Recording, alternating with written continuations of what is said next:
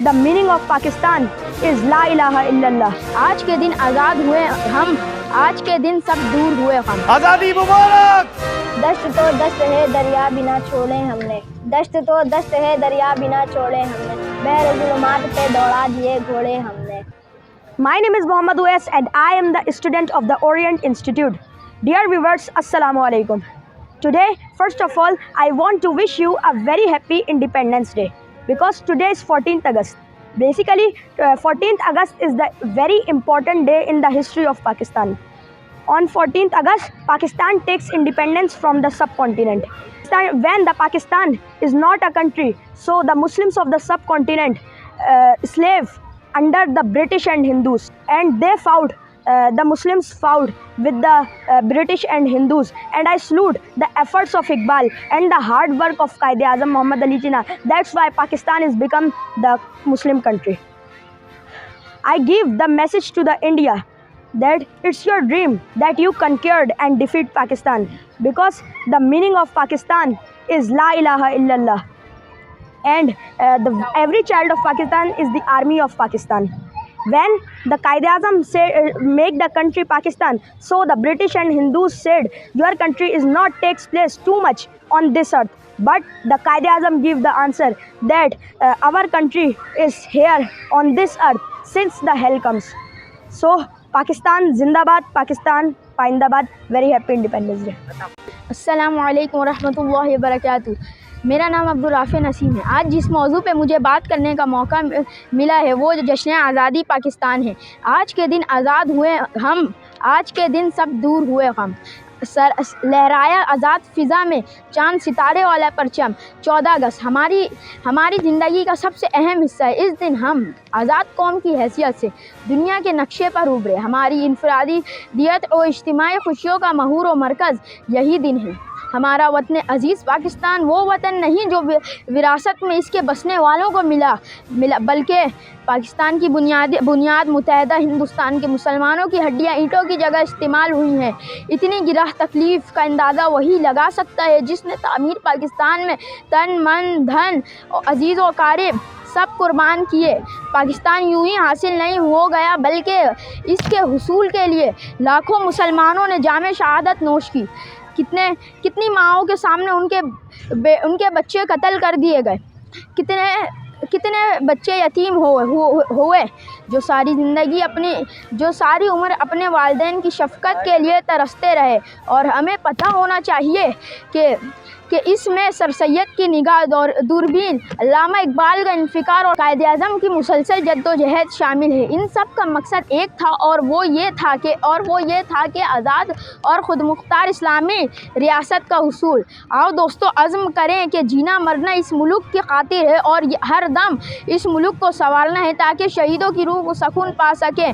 پاکستان زندہ باد. شکریہ. Hello everyone, Assalamu alaikum. Thank you for having me. My name is Abdulrafia and I am going to be speaking to you today.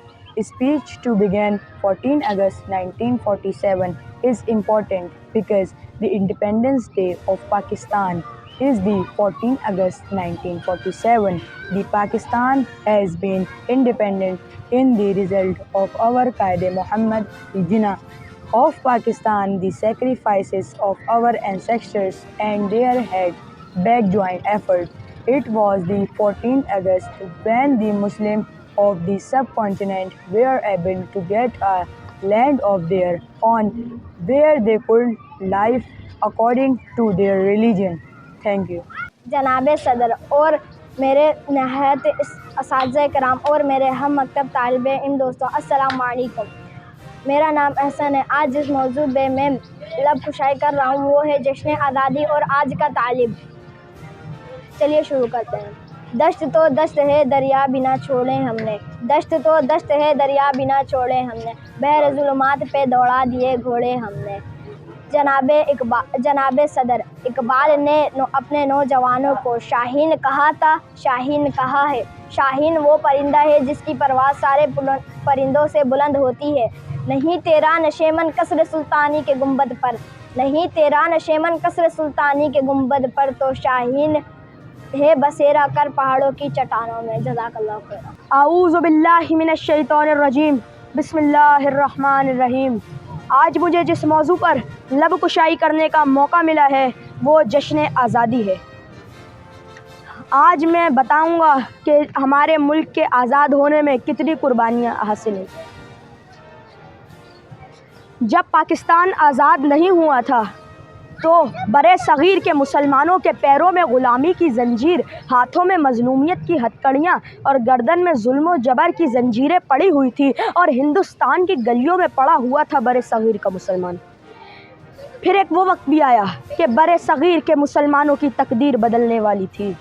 یاد آتے ہیں تو چہرہ کھل سا جاتا ہے، یاد آتے ہیں تو چہرہ کھل سا جاتا ہے، اچھے دنوں کی ہر ایک یاد بھلی لگتی ہے۔ قیادت تھی قائد اعظم محمد علی جناح کی، اور سارے مسلمان جمع ہوئے اور سب نے دیکھا کہ پاکستان آزاد ہوا، اور ہندوستان کی مشرقی سرحد سے لے کر بحر عرب تک تمام فضا نعرہ تکبیر اللہ اکبر کے نعروں سے گونج اٹھی۔ دل سے جو بات نکلتی ہے اثر رکھتی ہے، دل سے جو بات نکلتی ہے اثر رکھتی ہے، پر نہیں طاقت پرواز مگر رکھتی ہے۔ اور پاکستان نے سبز ہلالی پرچم کے نیچے جمع ہو کر ایک ایسا عہد کیا کہ جس کی تکمیل کے لیے مسلمانوں نے ہر طرح کی قربانیاں دی، اور ہم نے ثابت کیا اور دنیا نے دیکھا کہ اللہ کے فضل سے پاکستان نے کتنی ترقی کی اور اپنے ملک کا نام اس دنیا کے نقشے پر چمکا دیا۔ آج میں جشن آزادی کے موقع پر اپنی پوری قوم کو اور افواج پاکستان کو سلام پیش کرتا ہوں، اور اب آتا ہوں میں اپنے نوجوانوں کی طرف۔ اب میں آتا ہوں اپنے ملک کے نوجوانوں کی طرف۔ 14 اگست والے دن ہمارے نوجوان موبائلوں میں اور ہینڈ فری لگا کر نیشنل سانگ سن کے سمجھتے ہیں کہ ہم نے پاکستانی ہونے کا فرض ادا کر دیا۔ نہیں، انہیں سوچنا ہوگا کہ ہمارے بزرگوں نے کتنی قربانیاں دی جبھی یہ پاکستان وجود میں آیا، اور ان کو سمجھنا چاہیے اور سوچنا چاہیے کہ پاکستان بنانے میں ہمارے بزرگوں کی اینٹوں کی جگہ ہڈیاں اور پانی کی جگہ خون شامل ہوا۔ آخری میں اپنے سوئے ہوئے نوجوانوں کو جگانا چاہتا ہوں چند اشعاروں کے ذریعے کے۔ نہ خود کو اتنا حقیر سمجھو کہ کوئی تم سے حساب مانگے، نہ خود کو اتنا قلیل سمجھو کہ کوئی اٹھ کر کہہ سکے یہ تم سے، وفاقتیں اپنی ہمیں لٹا دو، وطن یہ اپنا ہمیں تھما دو، اٹھو اور اٹھ کر بتا دو ان کو کہ ہم ہیں اہل ایمان سارے، نہ ہم میں کوئی ستم کدا ہے، ہمارے دل میں بس ایک خدا ہے، جھکے سروں کو اٹھا کے دیکھو، قدم یہ آگے بڑھا کے دیکھو، ہے ایک طاقت تمہارے سر پر، قدم قدم پر جو ساتھ دے گی، اگر گرو گے تو سنبھال لے گی، میرے وطن کے نوجوانوں اٹھو چلو وطن سنبھالو۔ شکریہ۔ آپ سب آزاد ہیں اپنے مندروں میں جانے کے لیے، آپ سب آزاد ہیں اپنی مسجدوں میں جانے کے لیے، اور کسی بھی اور عبادت گاہ میں جانے کے لیے۔ اس مملکت پاکستان میں آپ کا تعلق کسی بھی مذہب، ذات یا عقیدے سے ہو، مملکت کا اس سے کوئی سروکار نہیں۔